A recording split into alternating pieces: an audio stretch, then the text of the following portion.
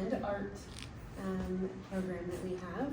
Thank you so much, Professor Joubin, coming from George Washington University to talk about AI and art.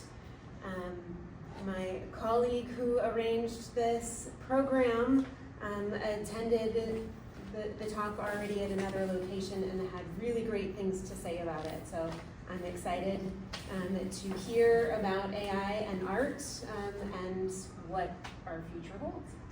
AI is full of noises. AI is full of noises, 1,000 twinkling instruments that would hum about my ears, and sometimes voices.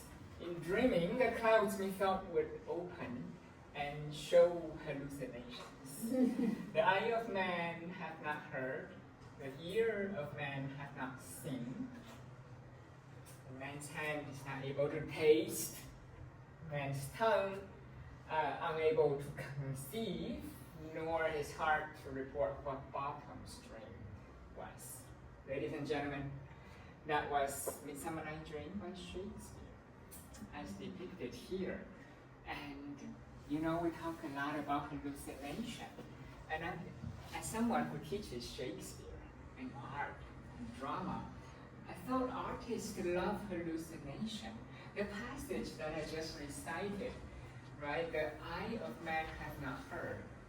Strange, right? There's actually a term for that, synesthesia, meaning that if you stimulate one sense, you kind of have experience in another sense. People say they hear music, but they can see colors.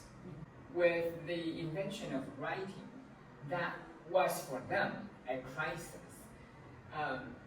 Plato was saying if you rely so much on writing, it's going to erode your mind and your memory and your capacity.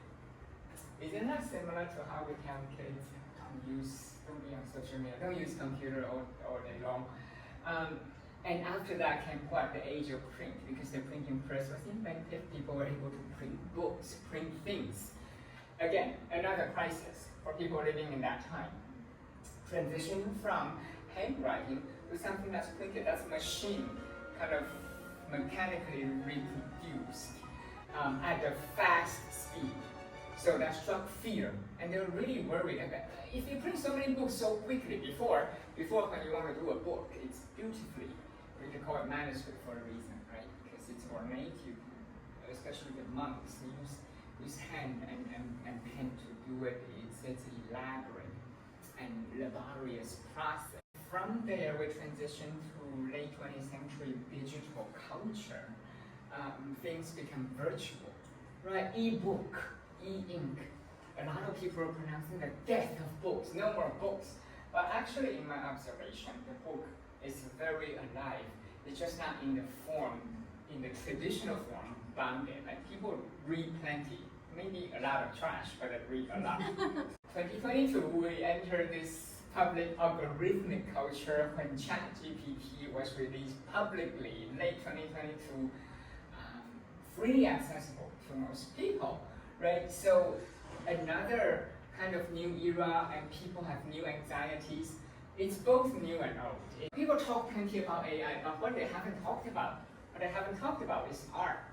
Art should be central to our understanding of AI, because AI is artistic, because AI creates a virtuality, virtual things. So we'll begin with, let's look at what do art and AI have in common. So the first is what we call art world-making capacity. By this we mean if you read a novel, right, you know it's fake, right? It's not a history book because it's a situation, it's a world, it can be set in the future, in the past. That world is parallel to ours. We know it's not really happening here and now. So that's called a world-making capacity. AI does the same thing. You read large data sets, and then when we prompt it, kind of generate things.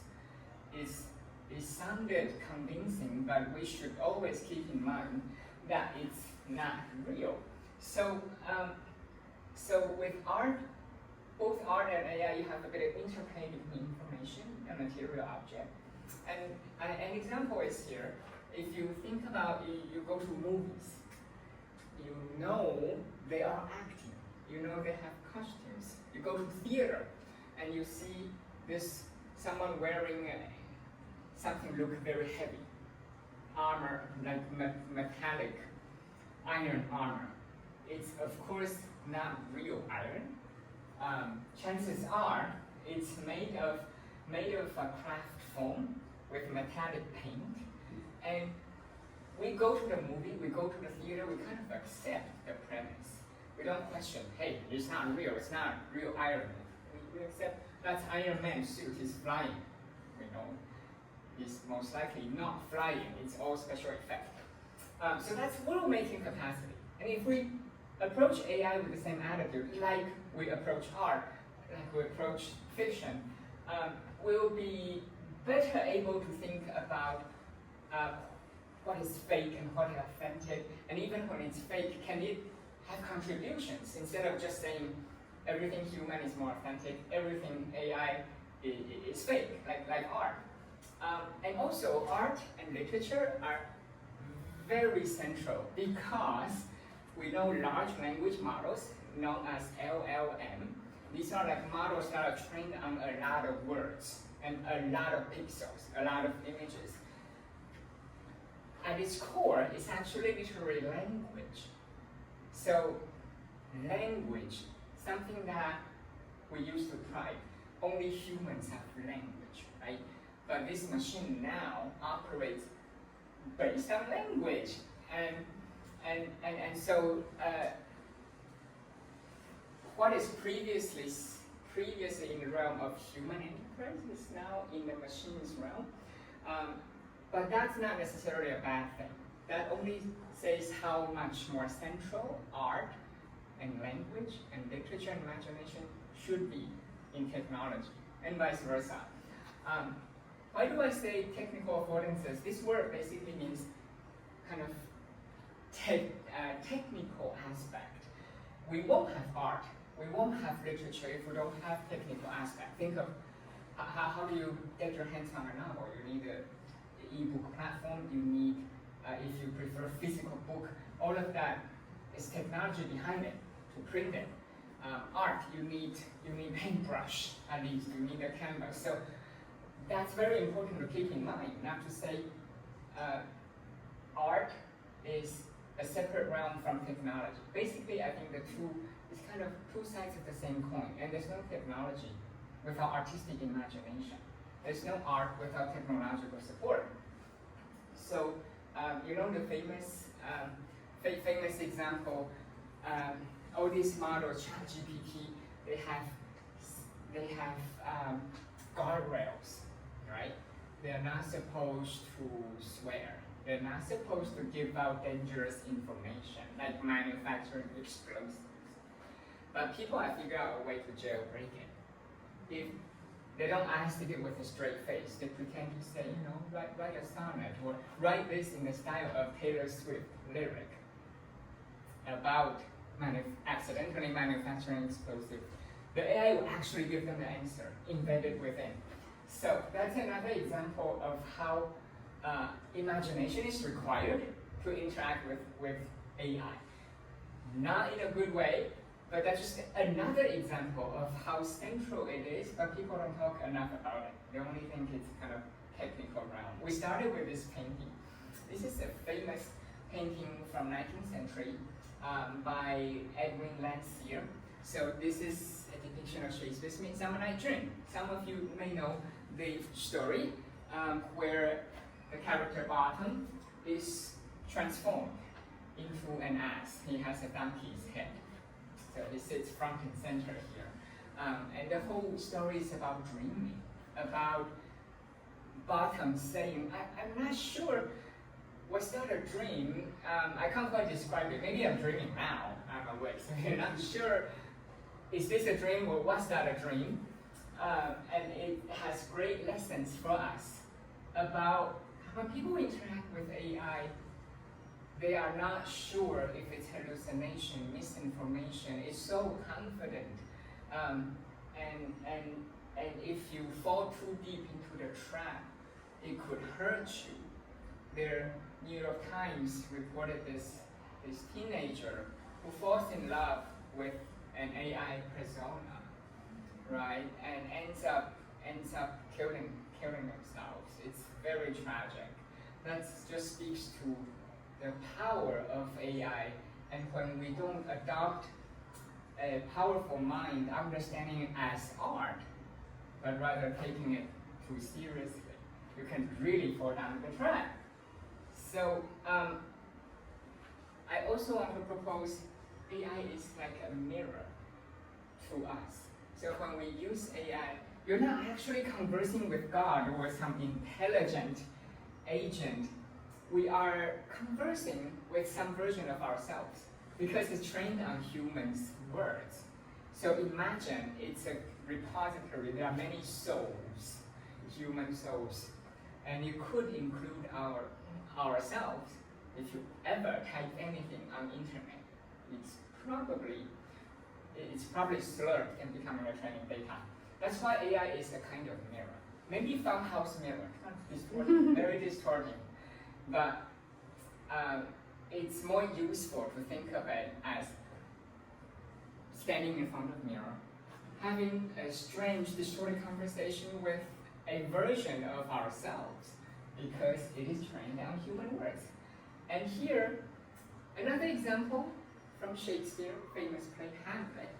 Hamlet has this to say about what art is, and he uses the mirror as a metaphor. He said to put on a play is like holding the mirror up to nature, to show virtue her features, scorn her own image, and the very age and body of the time, his form and pressure.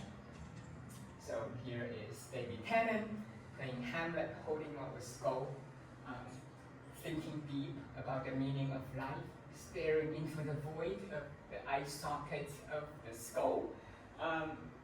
Powerful image to capture what it's like when we interact with AI. I feel that we are holding up a skull too. Why a skull? Because AI is trained on past words, right? It's based on those patterns in the past to give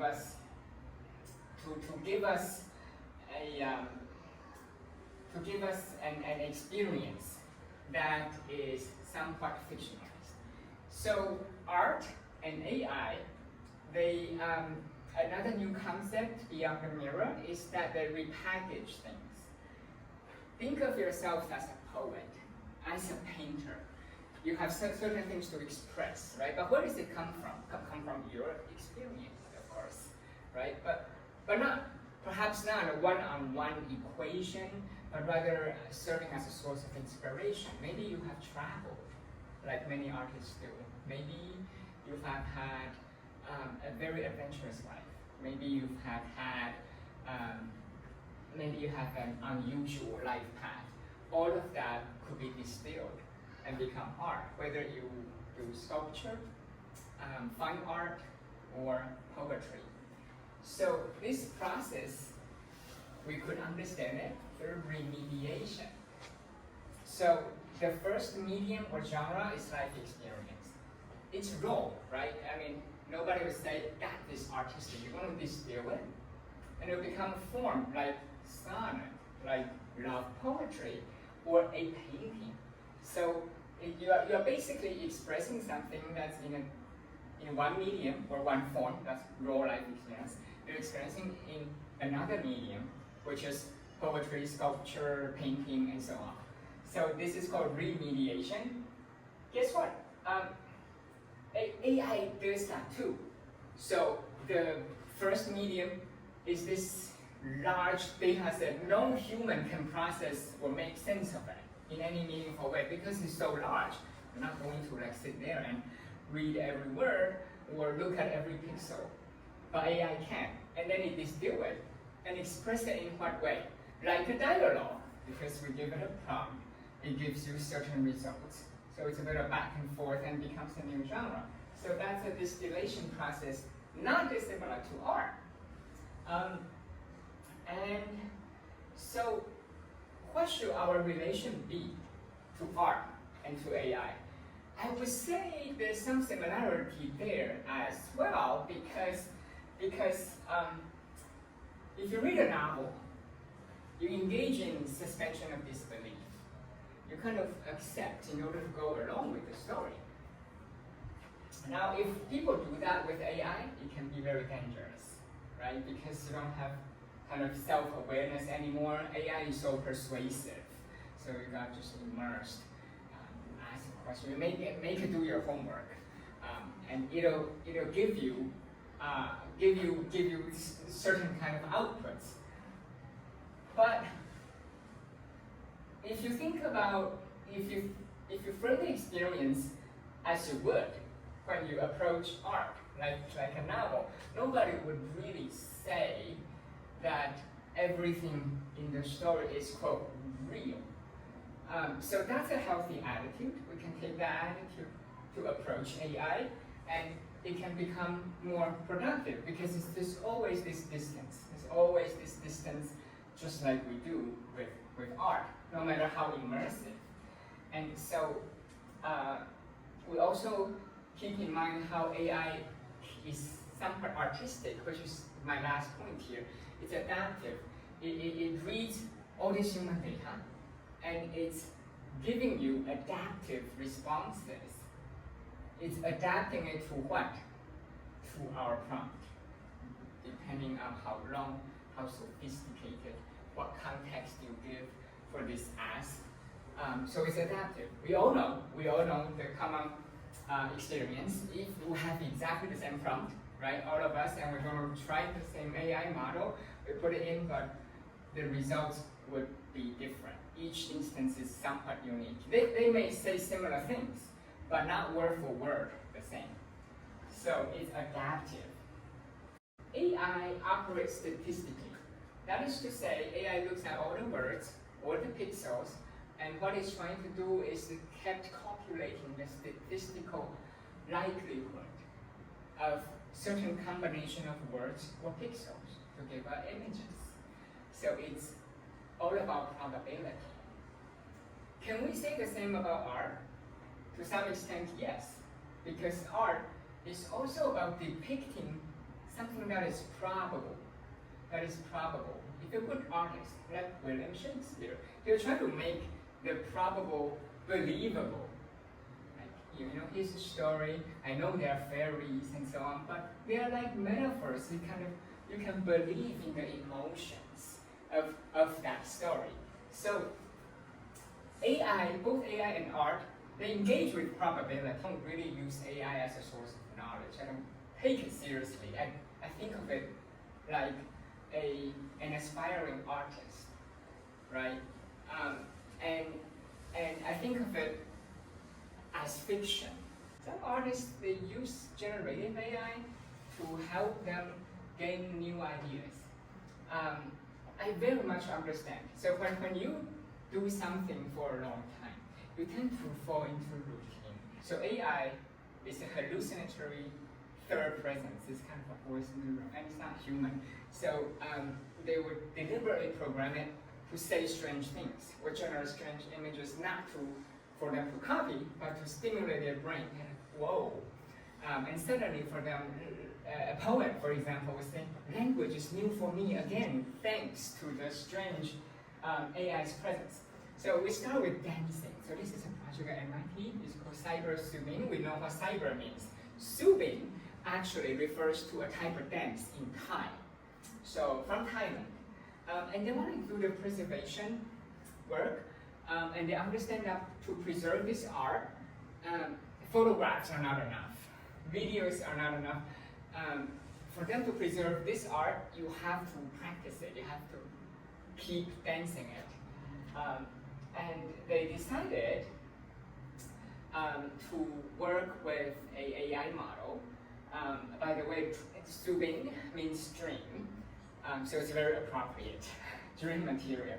So they call it human AI co-dancing, because the AI algorithm would grasp from live footage of the human dancers that are dancing, the AI will observe, and then would produce virtual footage of AI figures also trying to dance, trying to imitate them. but with a lot of glitches. For example, they'll defy gravity and so on. So the humans are dancing and they're watching the live AI footage as well as inspiration. And so the two kind of draw on each other. And it becomes a beautiful exercise. So they riff on each other, right? You can see the dancing illustration. So the virtual characters, they can do a lot of things. They're not restricted by the anatomy of joints, and they don't feel gravity. Humans do. But the dancers say, actually our constraints as humans give meaning to our art. It's not about, oh, we have to imitate the AI figure exactly. So I kind of took us back to history to think about the hallucinatory aspect of art, and to think about what art and AI seem to have in common. And then maybe we can approach AI from an artistic perspective rather than the perspective of kind of treating it always as authority. So let's have a conversation about your thoughts and comments.